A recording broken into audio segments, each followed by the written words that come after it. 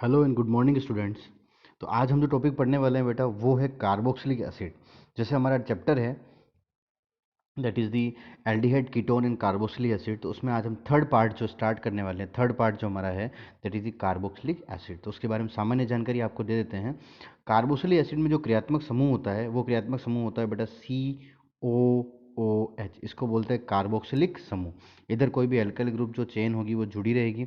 इसको हम और खोल के लिखना चाहें, थोड़ा सा एक्सपांड करके लिखना चाहें, तो ये हो जाएगा C डबल बॉन्ड O और OH। ठीक है, इसको बोलते हैं कार्बोक्सिलिक समूह, अर्थात कार्बोक्सिलिक समूह कहा जाता है। इस पूरे को कार्बोक्सिलिक समूह कहा जाता है। तो कहीं भी कार्बोक्सिलिक एसिड या कार्बोक्सिलिक अम्ल होगा तो उसके लिए इसका होना परम आवश्यक है। ये होगा तभी वो कार्बोक्सिलिक समूह या अम्ल कहलाएगा। ठीक है, उसके बाद हम देखते हैं वे कार्बनिक यौगिक जिसमें एक या एक से अधिक COOH समूह उपस्थित होते हैं उन्हें कार्बोक्सिलिक अम्ल कहते हैं। ठीक है, ये एलिफेटिक या एरोमेटिक दोनों प्रकार के हो सकते हैं। एलिफेटिक कार्बोक्सिलिक समूह में जो है आर समूह जुड़ा होगा। आर मतलब ये एल्काइल कार्बन चेन होगी। और उसके बाद हम दूसरा देखें तो यहाँ पर हम चेक कर सकते हैं एरोमेटिक कार्बोक्सिलिक समूह के अंदर ए आर का मतलब क्या हो गया, बेंजीन रिंग है ना, या CCH5 फेनिल समूह जुड़ा होगा। तो फर्क इतना ही है, यहाँ पर आर के साथ में COOH जुड़ा होगा और यहाँ पर AR के साथ में COOH जुड़ा होगा। तो ये हो गया आपका एलिफेटिक और ये हो गया आपका एरोमेटिक। समझ गए आप। उसके बाद आप देखिए उच्च उच्च का मतलब हो गया कार्बन 12 से कार्बन 18 एलिफेटिक कार्बोक्सिलिक अम्लों को वसा अम्ल कहा जाता है। बहुत इंपॉर्टेंट है। फैटी एसिड जिसको हम कहते हैं इंग्लिश में, क्या कहते हैं, फैटी एसिड, वसा अम्ल। तो ये टर्म आपको बहुत सुनने में भी आती होगी, वसा अम्ल किसको कहते हैं। अगर कार्बन चेन के अंदर कार्बन 12 हो या कार्बन 18 हो, ठीक है ना, इतने उच्च कार्बन संख्या हो उसके अंदर, इतनी लंबी कार्बन चेन हो, तो उसको हम बोलते हैं फैटी एसिड बोलते हैं। ठीक है, उसके बाद हम देख सकते हैं कुछ इंपॉर्टेंट हमारे यहाँ पर एग्जाम्पल हैं। पहला है स्टीरिक एसिड। अब स्टीरिक एसिड का फॉर्मूला क्या होता है, C17H30। आप देख सकते हैं ये वसा अम्ल ही है। तो C17H35 COOH है जिसको बोलते हैं स्टीरिक अम्ल। C15H31 COOH को बोलते हैं पामिटिक एसिड। और C17H33 COOH को बोलते हैं ओलिक एसिड। तो ये आपके साबुन बनाने में काम में आते हैं, है ना। स्टेरिक एसिड और पामिटिक एसिड जो है, वसा अम्ल जो है, तो कहीं ना कहीं हम देख सकते हैं साबुन में वसा अम्ल का प्रयोग होता है। याद कैसे रहोगे, 17 से स्टीरिक याद रख सकते हो और 15 से पामिटिक, प से प और से स याद रख सकते हो आप फॉर्मूला।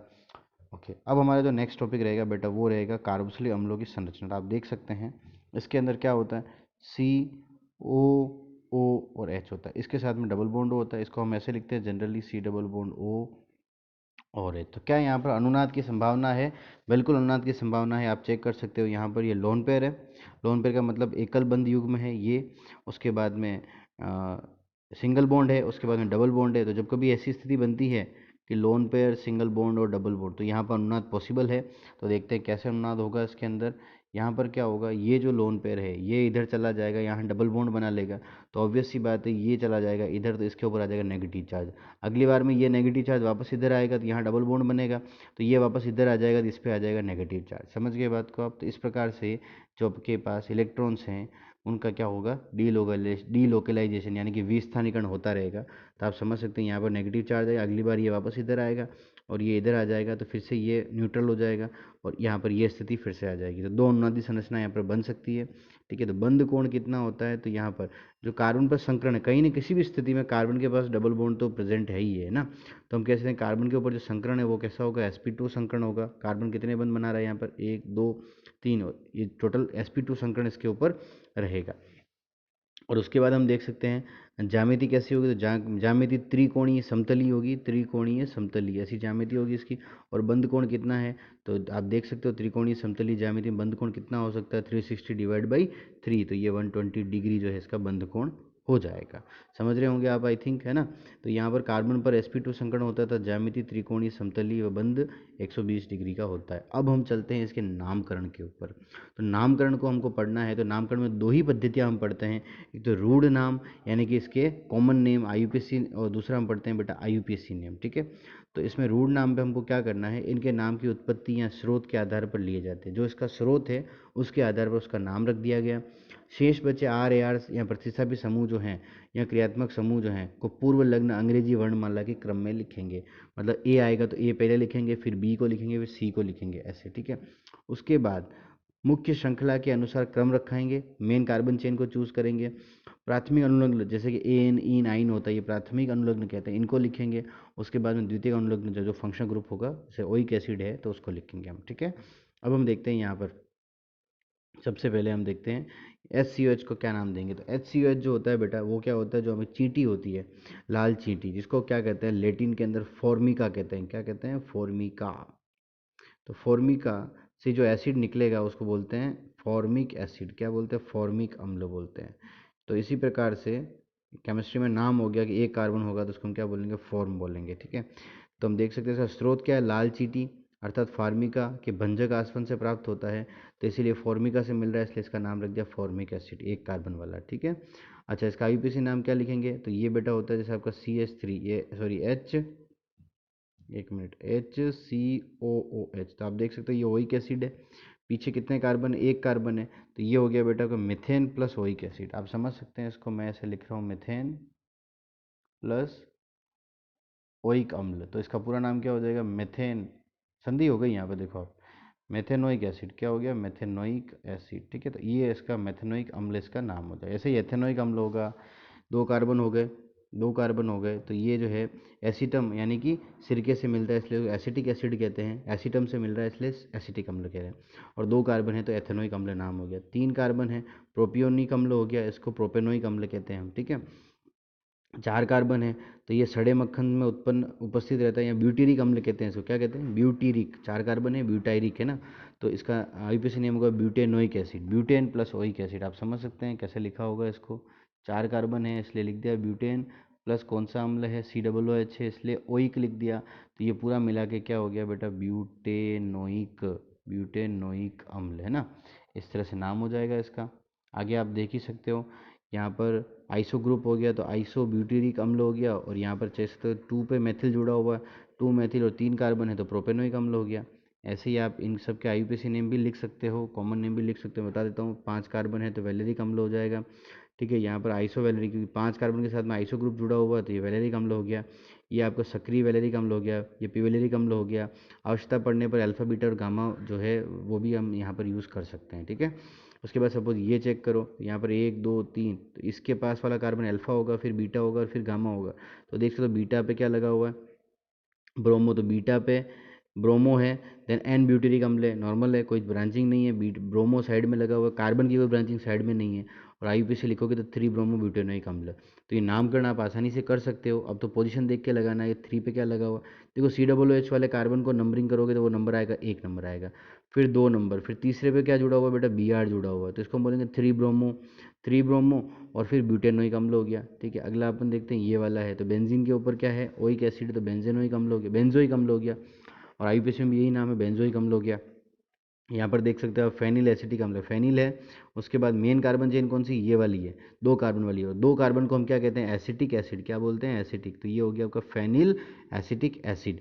और अगर ऐसे करें तो टू पे क्या जुड़ा हो? आप देखो, इसको नंबर करोगे 1, इसको करोगे 2, तो ये 1 और ये 2, तो इसका 2 पे फेनिल जुड़ा हुआ है, 2 पे फेनिल है, और दो कार्बन वाला अम्ल है तो इसको बोलेंगे एथेनोइक अम्ल, ठीक है। अगला है बेटा हमारा डाई कार्बोक्सिलिक अम्ल। ऐसे समूह या ऐसे अम्ल जिनमें दो COOH समूह उपस्थित होते हैं, तो जनरली COOH ऐसे लिखा होता है, ये COOH और COOH। इसको क्या बोलते हैं बेटा? इसको बोलते हैं ऑक्जेलिक अम्ल, कॉमन नेम है। और IUPAC नाम बोलते हैं एथेन डाइओइक अम्ल, ठीक है। एथेन मतलब दो कार्बन है इसलिए एथेन, और डाइओइक एसिड। सपोज ऐसा है, तीन कार्बन है और दो COOH जुड़े हुए हैं, तो इसको बोलते हैं मेलोनिक अम्ल। क्या बोलते हैं? देखो ध्यान रखना, इसमें दो कार्बन हुए, इसमें तीन कार्बन हुए, इसमें चार कार्बन हुए, इसमें पांच कार्बन हुए, इसमें छह कार्बन हुए, ऐसे करके चलेंगे हम। तो दो कार्बन वाले को क्या बोलते हैं? अच्छा, सब में COOH कितने हैं? दो ही हैं, बस कार्बन चेन इंक्रीज हो रही है। तो जब दो कार्बन रहेंगे ऑक्जेलिक अम्ल, ठीक है। तीन कार्बन और दो COOH समूह होंगे, इसको बोलेंगे मेलोनिक अम्ल। और इसको बोलेंगे, देखो तीन कार्बन है तो प्रोपेन डाइओइक अम्ल। यहाँ पर क्या हो जाएगा? ब्यूटेन 1,4 डाइओइक अम्ल, क्योंकि ब्यूटेन के अंदर यहाँ पर एक दो तीन चार कार्बन है, और फर्स्ट और फोर्थ पे क्या लगा हुआ? COOH। तो ब्यूटेन में एक और चार पर डाइओइक एसिड है, अथवा ब्यूटेन डाइओइक अम्ल भी बोल सकते हैं। पर जब कभी ऑक्जेलिक के बाद में ध्यान रखना मेलोनिक, मेलोनिक के बाद में ध्यान रखना चार कार्बन को बोलते हैं सक्सिनिक अम्ल। क्या बोलते हैं? सक्सिनिक अम्ल। चार कार्बन की चेन में दो COOH ग्रुप जुड़े हुए हैं, उसको बोलेंगे सक्सिनिक अम्ल। उसके बाद पांच कार्बन की चेन में दो COOH जुड़े हुए हैं, इसको बोलते हैं ग्लूटेरिक अम्ल, पेंटेन 1,5 डाइओइक अम्ल, ठीक है। अगर छह कार्बन है इसको बोलते हैं एडिपिक एसिड, या पॉलीमर में भी काम आएगा एडिपिक एसिड नाइलॉन 6 के निर्माण में। इसको बोलेंगे हेक्सेन 1,6 डाइओइक अम्ल। हेक्सेन 1 2 3 4 5 6 और 1 और 6 पे 1 और 5 पे जुड़ा हुआ है, सॉरी 1 और 6 वाले कार्बन पे जुड़ा हुआ है COOH, इसको बोलेंगे 1,6 डाइओइक अम्ल। क्लियर। उसके बाद ये देखो बेंजीन के ऊपर COOH है, तो इसको बोलते हैं थैलिक अम्ल। क्या बोलते हैं? थैलिक अम्ल। और उसके बाद में है आपका ये तो टरथेलिक अम्ल इसको बोलते हैं, ठीक है। और ये और उसके बाद में हो जाएगा आपका बेंजीन पे 1 और 2 पे डाइकार्बोक्सिलिक अम्ल है, इसमें बेंजीन और 1 4 पे डाइकार्बोक्सिलिक अम्ल है। यहाँ से हम एक चीज़ और देख सकते हैं यहाँ से कि 3 अगर समूह जुड़े होते हैं COOH तो उसे क्या कहते हैं? तो देखो 1 2 3 4 5 6 6 कार्बन हो गए, तो प्रोपेन ट्राई कार्बोक्सिलिक अम्ल इसको क्या बोलेंगे? अब यहाँ पर एक दिक्कत क्या है, देखो सुनो मेरी बात। 1 2 3 4 5 तो ये COOH छूट जाता है। यहाँ से करूँ तो 1 2 3 4 ऐसा हो नहीं सकता, बीच वाला COOH छूट रहा है। तो मैंने आपको सिखाया था कि अगर कोई भी ग्रुप जुड़ा हुआ है फंक्शनल ग्रुप, तो उन सबको आपको कार्बन चेन में लेना है। तो 1 2 3 4 5 मैक्सिमम कितनी हो रही है? 5 हो रही है, एक छूट रहा है। तो ऐसा नहीं हो सकता, आपको यहाँ तो सबको लेना है या सबको छोड़ना है। तो जब सब हम चेन में नहीं ले सक रहे हैं तो हमें क्या करना पड़ेगा? इसी को मेन कार्बन चेन मानना पड़ेगा। और ये तीनों हो गए 1 2 3 पे, ठीक है। तो ये हो जाएगा प्रोपेन 1 2 3, प्रोपेन पे 3 कार्बन चेन है प्रोपेन, और 1 2 3 पे ट्राई कार्बोक्सिलिक अम्ल लिखा हुआ है, ये इसका नाम हो गया। अगला हम देख सकते हैं, ये एक उदाहरण है, इस पे आप देख सकते हो मेथिल भी जुड़ा हुआ है। तो नंबरिंग कहाँ से करोगे? COOH ग्रुप से करोगे। तो 1 2 3, तो 3 पे मेथिल है, साइक्लोपेंटेन है, ये 5 कार्बन वाला साइक्लिक स्ट्रक्चर है साइक्लोपेंटेन, और 1 पे कार्बोक्सिलिक अम्ल जुड़ा हुआ है। इसी तरह हम ये देख सकते हैं, तो 1 2 3, तो 3 पे क्या जुड़ा हुआ है? फेनिल जुड़ा हुआ है, ठीक है। ओइक अम्ल है ही है, कितने कार्बन है? प्रोपेन, तो प्रोपेनोइक अम्ल हो जाएगा। यहाँ पर हम देख सकते हैं, यहाँ पर फर्स्ट पे तो COOH ही रहेगा हमेशा। फिर 2 पे ईन है तो 2 पे ईन लिख दिया। 2 पे ब्यूट, सॉरी ऐसे नाम नहीं लिखेंगे अपन इसको, ये 2 नहीं आएगा, आपको लिखना है ब्यूट 2 ईन ओइक अम्ल, ठीक है। ब्यूट 2 ईन, तो इसको आप 2 को हटा देना, यहाँ से गलती से लिखा हुआ है, ब्यूट 2 ईन ओइक अम्ल हो जाएगा। तो आशा करता हूँ कि आपको जो IUPAC नेमिंग कल्चर है, या फिर जो हमारा नामकरण है, जो रूढ़ नाम पद्धति और IUPAC पद्धति, दोनों ही पद्धतियाँ कार्बोक्सिलिक अम्ल के संदर्भ में आपको समझ आई होगी, कैसे नामकरण करना है। नेम सेम सारी वही सीधी चीज़ें वो की वही है, बस आपको यहाँ पर ओइक अम्ल यूज़ करना है, लॉन्गेस्ट कार्बन चेन चूज़ करनी है, उसके हिसाब से उसका नाम लिखना है, और कुछ स्पेसिफिक आपके साधारण नाम है, जैसे मेलोनिक अम्ल हो गया, ग्लूटेनिक अम्ल हो गया, सक्सिनिक अम्ल हो गया, ऑक्सेलिक अम्ल हो गया। तो इन सबको को याद रखना है कि किसमें 2 कार्बन होते हैं, किसमें 3 कार्बन होते हैं, किसमें 4 होते हैं, किसमें 5 होते हैं, ऐसे, ठीक है। एडीपी अम्ल में 6 कार्बन होते हैं, ऐसे आपको याद रखना पड़ेगा। इंपॉर्टेंट भी है, इनको हम छोड़ नहीं सकते हैं, ठीक है। उसके बाद हम चलते हैं बेटा कार्बोक्सिलिक अम्लों का वर्गीकरण।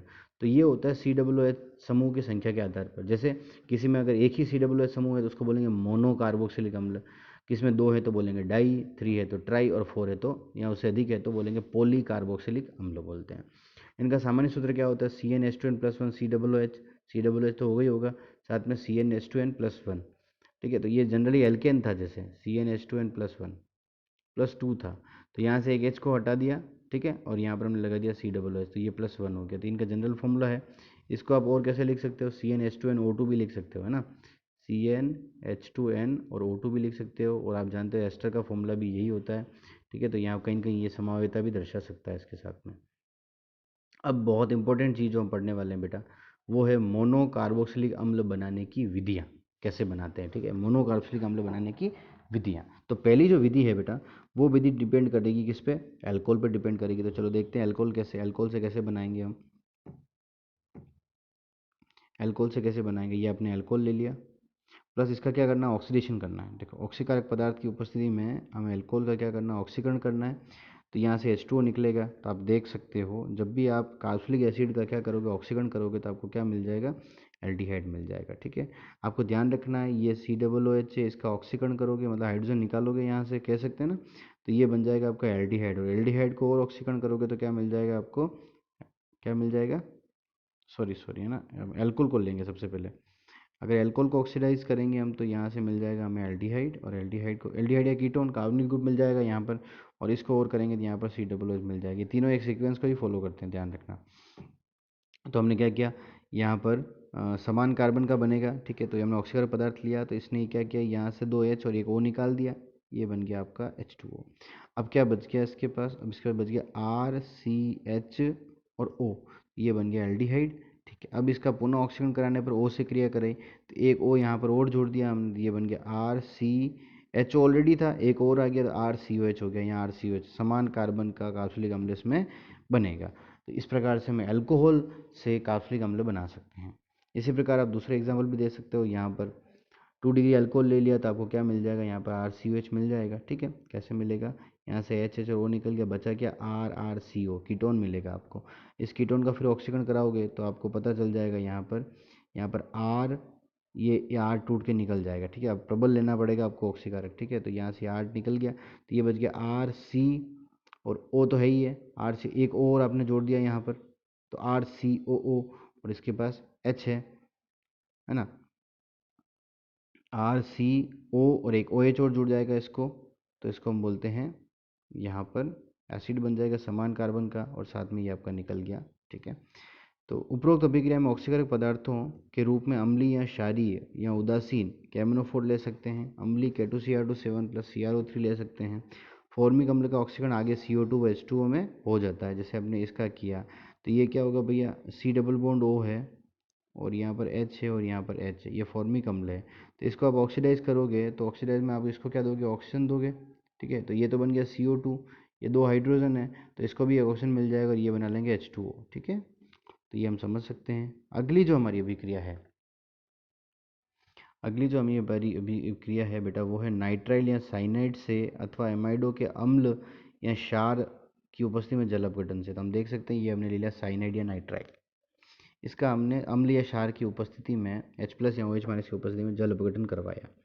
तो आपको जल अपघटन में कहा था जब भी आप आर्सेन या जल जोड़ो तो आपको H2 और O की फॉर्म में जोड़ना है। तो ये बन जाएगा RCO और ये बन जाएगा NH2। ठीक है, एमाइड बन गया, ये समान कार्बन का ये NH2 बन गया।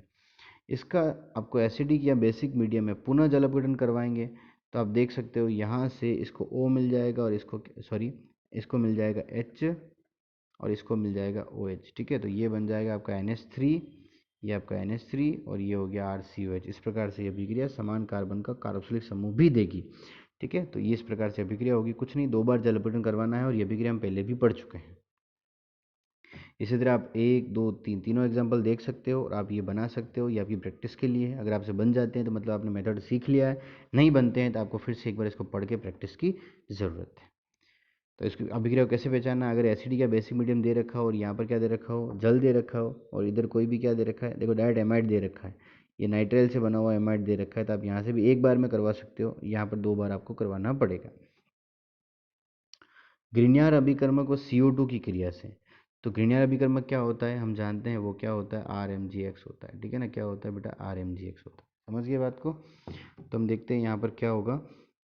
जब ग्रिग्नार्ड अभिकर्मक की क्रिया CO2 के साथ ईथर की उपस्थिति में कराते हैं, ईथर क्या होता है बेटा, ROR होता है, ईथर की उपस्थिति में करवाते हैं तो योगात्मक उत्पाद बनता है जिसका आगे अम्लीय जल अपघटन करवाने पर कार्बोक्सिलिक अम्ल बनता है। तो हम देख सकते हैं यहाँ पर एक बार हम RMGX की क्रिया CO2 से करवाते हैं, ये CO2 से करवा दिया। सपोज इसके ऊपर माइनस है, ये तो Mg+ है और यहाँ पर RAR ये माइनस रहेगा। ठीक है ना, ये माइनस रहेगा यहाँ से, तो ये इस पे जाके जुड़ेगा, तो Mg कहाँ जुड़ेगा, O पे जाके जुड़ेगा, ये जुड़ गया, O पे MgX जुड़ गया और RAR कार्बन पे जुड़ गया, योगात्मक उत्पाद हो गया। अब अगर इसका अम्लीय माध्यम में जल अपघटन करवाते हैं अपन, तो जल अपघटन करेंगे तो क्या होगा, देखो यहाँ पर मिल जाएगा इसको H और इसको मिल जाएगा यहाँ पर OH, तो ये हो जाएगा RC डबल बॉन्ड O और OH और इधर इसको Mg OH और X। ये पहले भी हमने अभिक्रिया बहुत बार कर रखी है तो अब कोई इतनी दिक्कत आपको नहीं आएगी। तो ये हो गया RC डबल बॉन्ड और OH, ये बन गया आपका एसिड और ये बन गया आपका MgX और OH। ठीक है, इस प्रकार से बना सकते हैं, पहले योगात्मक उत्पाद बनेगा और फिर उसका अम्लीय जल अपघटन करवाने पर आपको एसिड और MgOH मिल जाएगा। अगली जो अभिक्रिया है बेटा वो कार्बोक्सिलिक अम्लों के व्युत्पन्न से। कार्बोक्सिलिक अम्ल क्या होते हैं, जैसे हम एनहाइड्राइड ले सकते हैं, एमाइड ले सकते हैं, अम्ल हैलाइड ले सकते हैं, एस्टर ले सकते हैं। तो पहले हम लिया यहाँ पर अम्ल हैलाइड। ठीक है, RC डबल बॉन्ड और X, इसका जल अपघटन करवाया तो H और X ने मिलकर HX बना दिया और OH यहाँ जुड़ गया, ये बन गया RCOH। ठीक है, दूसरा हमने एस्टर लिया, उसका जल अपघटन करवाया तो ये H और ये ROH मिलकर क्या बना दिया, अल्कोहल बना दिया और ये RC और डबल H, ये बन गया आपका कार्बोक्सिलिक अम्ल। आपको पता होगा एस्ट्रीकरण अभिक्रिया जो होती है वो यही होती है, फलो जैसी गंध आती है, उसमें कार्बोक्सिलिक अम्ल लेते हैं और अल्कोहल की अभिक्रिया करवाते हैं तो हमें एस्टर मिलता है यहाँ पर, जिसकी फलो जैसी गंध होती है तो हम पहचान लेते हैं। तो यहाँ पर ये अभिक्रिया जस्ट उसकी रिवर्स है। अगला हम देख सकते हैं एनहाइड्राइड है, तो एनहाइड्रेट क्या होते हैं, एनहाइड्रेट इस तरह से होते हैं, R C double bond O, यहाँ पर ओ, यहाँ पर सी डबल बॉन्ड ओ, और यहाँ पर आर, ठीक है। इसका जलापटन करवाओ तो सोचो यहाँ से मैंने इसको तोड़ दिया तो ये हो गया आपका एच और ओ एच, तो इसको मिला दो आप पूरे को, इसको तो यहाँ भेज दो, तो ये हो जाएगा R C double bond O H, और ये R C double bond O और ये ओ एच, ये मिलके क्या बना लेंगे, देखो आप ऐसे देख सकते हो उसको, R C double bond O, और ये हो गया आपका R C double bond O C double bond O, और ये आर, तो मैं यहाँ ऐसे लिख रहा हूँ इसको एच और ओ एच ऐसे लिख दिया मैंने, ठीक है। ये जल तोड़ दिया अपन ने, और यहाँ से इसको ब्रेक कर दिया, तो आप देख सकते हो ये क्या हो गया R C double bond O H, और ये क्या बन गया R C double bond O H. इस प्रकार से दो एसिड के आपको जो है ग्रुप मिल जाएंगे, इसमें ये एक ये हो गया, एक ये हो गया, ठीक है। अगला अपन देख सकते हैं, अगर एमाइड के साथ कराते हैं तो एमाइड NH2+ H अमोनिया बना लेगा, और ये रिमेनिंग OH जो कार्बन जगह जुड़ जाएगा इसलिए कार्बोक्सिलिक अम्ल बन जाएगा, और ये NH3 हो जाएगा। यही वही अम्लीय या क्षारीय माध्यम में अभिक्रिया करवाएंगे। तो इस प्रकार ये जो अभिक्रियाएं हैं H+ आयन की उपस्थिति में कराई जाती है तो उत्पाद कार्बोक्सिलिक अम्ल बनता है, लेकिन OH आयन जिससे कि क्षार NaOH या KOH की उपस्थिति में कराई जाती है तो कार्बोक्सिलिक अम्लों के धातु लवण या सोडियम या पोटेशियम लवण बनते हैं, ठीक है। इस प्रकार यहाँ पर हमें ये अभिक्रिया भी समझ ली, जो बहुत इजी थी और बहुत अच्छी थी, हमें समझ में भी आ गई, और आपको कोई डाउट हो तो आप मुझसे पूछ भी सकते हो। अब एल्कीन के ऑक्सीकरण से, तो एल्कीन के ऑक्सीकरण से कैसे बनाएंगे, जब एल्कीन बेंजीन का ऑक्सीकरण प्रबल ऑक्सीकारक की पदार्थ जैसे कि क्रोमिक अम्ल हो गया, जैसे H2CrO4 है ना, और क्षारीय कैमेनोफोर अर्थात KOH या कैमेनोफोर क्षारीय माध्यम में की उपस्थिति में कराया जाता है, तो एल्किल समूह जो 1 या 2 डिग्री होता है उसका ऑक्सीकरण COOH में हो जाता है, जिससे बेंजोइक अम्ल बनता है, और यह विधि एरोमेटिक कार्बोक्सिलिक अम्लों को बनाने में काम आती है। एरोमेटिक बनाना है तो हमें, जब ये एरोमेटिक बनाना है तो हमें ये भी एरोमेटिक लेना पड़ेगा, तो हमने टोलुइन ले लिया यहाँ पर। टोलुइन की अभिक्रिया किससे कराती है, 3O से करवा दी, ठीक है। तो यहाँ पर आप चेक करोगे ये ऐसे होता है CH और H, तो ये तीन और लिए हमने, 3O ले लिए, तो ये तो बन गया बेटा H2O। अब क्या बच गया COOH तो बन गया बेंजीन के ऊपर, ये बेंजीन के ऊपर COOH हो गया प्लस H2O निकल गया। इस तरह आप ये अभिक्रिया भी करवा सकते हो, सेम टू सेम है, ठीक है। उसके बाद है बेटा कार्बोक्सिलिक अम्लों के भौतिक गुणधर्म। तो भौतिक गुण में हम देखेंगे पहले रंग और गंध कैसी होती है। तो कार्बन 1 से लगा करके कार्बन 9 तक के जो सदस्य होते हैं वो सामान्य ताप पर अरुचिकर गंध वाले रंगहीन द्रव हैं। इस श्रेणी के उच्च सदस्य मोम जैसे ठोस गंधहीन होते हैं। उच्च सदस्य मोम जैसे ठोस गंधहीन होते हैं, मतलब वैक्स लाइक सॉलिड होते हैं। और जो C1 से C9 तक है वो अरुचिकर गंध होती है, रंगहीन द्रव होते हैं। क्वथनांक की बात करें तो कार्बोक्सिलिक अम्लों के क्वथनांक समान अणुभार वाले अल्कोहल से अधिक होते हैं। तो एक तरफ अगर अल्कोहल ले लो और उनका अणुभार दोनों का समान है, और एक है आपका RCOOH, तो किसका अधिक होगा क्वथनांक, इसका अधिक होगा, RCOOH का। इसके पीछे रीजन क्या है, ये डाइमर भी बना लेता है। डाइमर मतलब द्विलक, अम्लों के अतिरिक्त द्विलक बनाने का। आप देख सकते हो ये दोनों जो RCOOH लिए दोनों जुड़ करके इन्होंने चक्रीय जो द्विलक बना दिया, इस रीजन से इनकी बॉन्डिंग स्ट्रॉन्ग हो गई, और हाइड्रोजन बॉन्ड बन रहा है। देखो आप देख सकते हो हाइड्रोजन बॉन्ड, तो इसको तोड़ना थोड़ा सा टफ रहेगा। ये हाइड्रोजन बॉन्ड बन रहा है OH में, ठीक है। तो इस रीजन से इसका क्वथनांक बढ़ जाएगा। तो अगर आपको क्वेश्चन दिया जाए कि कार्बनिक अम्लों के क्वथनांक अणुभार के समानुपाती होते हैं कि नहीं होते, तो हाँ बिल्कुल अणुभार के समानुपाती होते हैं, क्वथनांक इंटू अणुभार। तो आप देख सकते हो ये HCHO है, इसमें अब अणुभार बढ़ रहा है, एक कार्बन आ गया, फिर इसमें एक कार्बन था, इसमें 2 हो गए, इसमें 3 कार्बन हो गए, इसमें 4 हो गए, और हाइड्रोजन की संख्या और ऑक्सीजन की संख्या तो सेम ही है, बस हाँ कार्बन के साथ हाइड्रोजन भी बढ़ रहा है। तो इस प्रकार हम देख सकते हैं अणुभार इस तरह से बढ़ रहा है तो क्वथनांक भी ऐसे ही बढ़ेगा। आपको सोचना ही नहीं है, अगर क्वथनांक दे दे आपको और अणुभार में अंतर होता है तो जिसका अणुभार अधिक होता है कार्बन वाले समूह का, उसको आपको देना है अधिक अंक। तो समान अणुभार वाले कार्बोक्सिलिक अम्लों का क्वथनांक पार्श्व श्रृंखला के बढ़ने पर घटता है, तो पहले मैं समझा चुका हूँ आपको, ठीक है। तो आप जैसे यहाँ पर ये गलत है, आपको पार्श्व श्रृंखला लिखना है। ये बॉइलिंग पॉइंट जो होता है, बेटा ये पार्श्व श्रृंखला जो होती है आपकी, पार्श्व श्रृंखला उसके क्या होता है, व्युत्क्रमणुपाती होता है। क्यों, कि जब पार्श्व श्रृंखला बढ़ती है सरफेस एरिया कम होता है, और सरफेस एरिया कम होता है ना, पृष्ठ जो भाग है वो कम होता है, तो उसका मतलब उसका एसोसिएशन या संयुग्मन भी कम होता है, संगुणन कम होता है। और संगुणन कम होगा तो मतलब इन दोनों के बीच में अगर संगुणन कम है तो इनको तोड़ना बहुत ईजी हो जाएगा, इसलिए बॉइलिंग पॉइंट डिक्रीज हो जाता है। समझ गए बात को। उसके बाद हम देख सकते हैं यहाँ इन दोनों में चेक करो, CH3 CH2 CH2 COH और ये वाला, तो आप देख सकते हो इसमें पार्श्व श्रृंखला है, कार्बन अणुभार तो समान है लेकिन पार्श्व श्रृंखला इसके अंदर है, इसलिए इसमें नहीं है, तो इसका क्वथनांक अधिक हो गया। आप दूसरा देख सकते हो ये वाला नॉर्मल है और ये पार्श्व श्रृंखला वाला है, तो ऑब्वियस सी बात है नॉर्मल वाले की अधिक होगी। यहाँ पर देख सकते हो इसमें एक पार्श्व श्रृंखला है, इसमें 2 पार्श्व श्रृंखला है, तो जिसमें पार्श्व श्रृंखला कम होगी उसका सरफेस एरिया अधिक होगा और उसका एसोसिएशन यानी कि संगुणन जो है वो अधिक होगा, इस रीजन से बॉइलिंग पॉइंट भी अधिक होगा। तो आप देख सकते हो जिसमें कम पार्श्व श्रृंखला है उसका बॉइलिंग पॉइंट या क्वथनांक अधिक होगा।